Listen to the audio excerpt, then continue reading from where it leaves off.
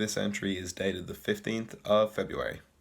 Within this entry, I'm going to talk about the 5 competencies. The reason I'm doing this all within the one video was because I contemplated doing each one and talking about how each one affected each class. So I was thinking about which ones I used more in one class than another. And that was when I realised I couldn't have functioned in any of my classes and done my duties without using every single one. So first would be communication. I needed to make sure I was able to communicate with the children. I need to make sure the information I had was being able to come across to them. And given that the children were Dutch, English wasn't a first language, so I needed to make sure they all understood me, which is where problem solving came in. Because if they don't understand me, the lesson can't function. So I decided that I would use very basic English. I wouldn't use words that had excessive amounts of syllables. I was very animated in my movements in order to help what I was saying come across.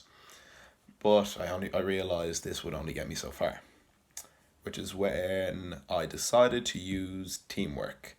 So I decided to work with the teacher, Denise.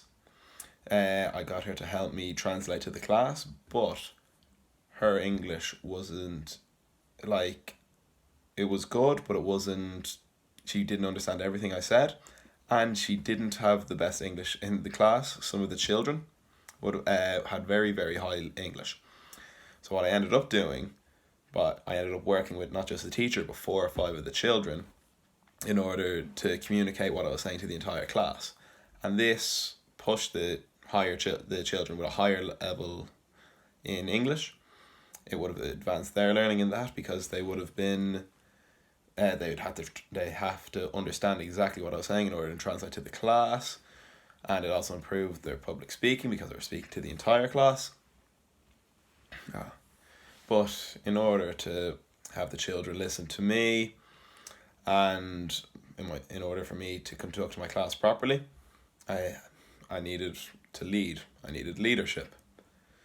And which was a very odd element within the Dutch system, because in Dutch classrooms there's very little discipline. They're very pro independent learning. So each child is in charge of their own work. So in order to do this, so if a child doesn't do their work, it's their own problem. They won't be disciplined for it. So the work will just end up building up and up and up if a child just doesn't want to do it. And in this system, the exceptional children, the highly intelligent children, they'll excel because they're not being drawn back by having to listen to teachers discipline children. But the weaker kids who don't understand and don't want to learn, they fall away. So because I was in a classroom where discipline wasn't prominent, I'm going to say that suited me very well, because I wouldn't feel comfortable disciplining children. It's just not something I'd do. So I had to lead the class in my own way. And the way I did this comes from applied knowledge. Last year, my work placement, I was working with the GAA, and I was working with children, and in that scenario, I didn't have the right to discipline the children, because I wasn't a teacher. I was operating in a school, didn't have the right to discipline the children. So I had to win them over through admiration for me, if that makes sense, and just to interact well with them so they'd want to listen to me. And I did this when I was in the Netherlands. On my breaks, I'd be playing games with the kids. I'd played football with the kids. I played chasing with the kids. I wasn't very good at it, but I did. The children appreciated that. And as a result, the children listened to me and were a lot more willing to learn from me, which is how I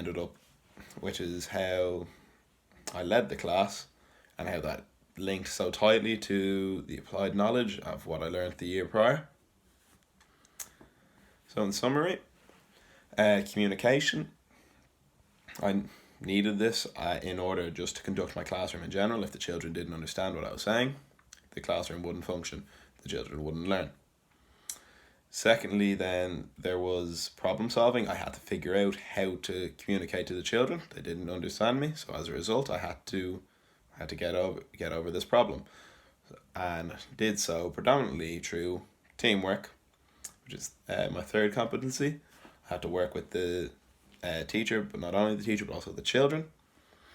Fourthly was leadership. I had to have the attention and of all the children, and I had to all be willing to learn from me, because it's not like the Irish system where if a child's not listening, you can discipline them into doing it. And how I did my leadership was fifthly through my applied knowledge from what I picked up with the GAA in how to get the admiration of the children and how get their willingness to listen to me and learn from me.